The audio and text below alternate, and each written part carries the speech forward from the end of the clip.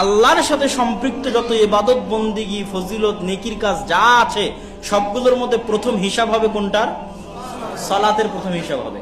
কোটি টাকা দান করেছেন, এতিমখানায় দিয়েছেন, মাদ্রাসায় দিয়েছেন, মসজিদে দিয়েছেন, জিহাদ করেছেন, শহীদ হয়েছেন, যা যত আপনার নেকির কাজ আছে, সারা দুনিয়াতে যত নেকির কাজ করেছেন সকল নেকির কাজের যখন হিসাব শুরু হবে তখন সবার আগে সালাতের হিসাব শুরু হবে। সালাতের হিসাব যদি আপনার ঠিক না থাকে বাকি একটা নেকিও আল্লাহ সুবহানাহু ওয়া তাআলা দেখবেন না, ওগুলো বাতিল বলে গণ্য হবে, ওগুলো দেখার যোগ্য বলে বিবেচিত হবে না। আর যদি সালাতের হিসাব ঠিক থাকে তাহলে আপনার বাকি আমলগুলো দেখার যোগ্য বলে বিবেচিত হবে। এই জন্য আহাব্বুল আমাল ইনদাল্লাহ আল ফারায়েজ, ফজিলতের মধ্যেও যত ফজিলতপূর্ণ আমল আছে, ফজিলতের মধ্যেও যত ফজিলতপূর্ণ আমল আছে তার মধ্যে সবচেয়ে প্রিয় ফজিলতপূর্ণ আমল আল্লাহর নিকটে আল্লাহর আদেশ মানা।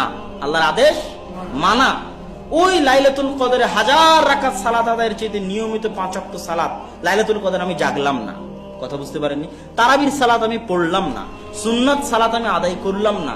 আরেকজন রমজান মাসে নিয়মিত তারাবির সালাত আদায় করে, রমজান মাসে লাইলাতুল কদর জাগে, কিন্তু রমজান মাস চলে গেলে আর মসজিদে খুঁজে পাওয়া যায় না। ওর চেয়ে যে নিয়মিত 5 ওয়াক্ত সালাত আদায় করে এই আল্লাহর নিকটে বেশি প্রিয়। কেন? আল্লাহর আদেশ মানছে। কি মানছে? আল্লাহর আদেশ মানছে।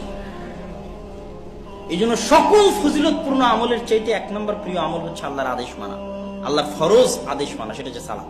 এইটা যদি আপনি না মানেন, আর যতই আপনি আল্লাহ সুবহানাহু ওয়া তাআলাকে আল্লাহ সুবহানাহু ওয়া তাআলার ফজিলত হাসিল করার চেষ্টা করেন অন্য কোনো ইবাদত দিয়ে, সেটা আর কার্যকরী হবে না। আর এইটা ঠিক থাকলে বাকিগুলো কার্যকরী বলে গণ্য হবে।